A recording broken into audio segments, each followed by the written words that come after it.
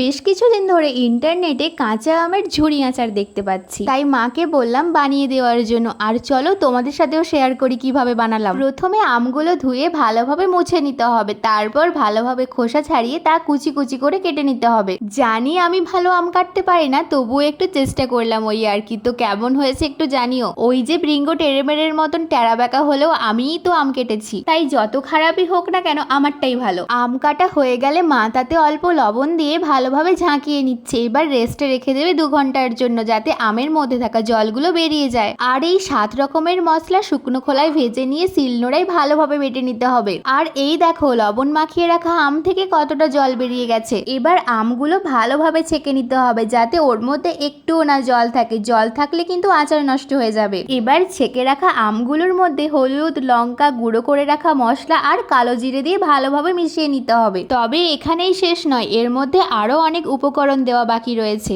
সবকিছু মেশানো হয়ে গেলে একটু তেল গরম করে এর মধ্যে দিয়ে দিতে হবে। তবে মনে রাখবে তেলের পরিমাণটা এমন যেন হয় যাতে আমগুলো তেলের মধ্যে ডুবে থাকতে পারে। তেল ভালোভাবে মিশিয়ে নেওয়ার পর এর মধ্যে দিয়েছি চিনি আর দিয়েছি লবণ। তবে মনে রাখবে লবণটাও কিন্তু পরিমাণ মতো দিতে হবে, কারণ এর আগে আমের মধ্যে কিন্তু আমরা লবণ দিয়েছিলাম।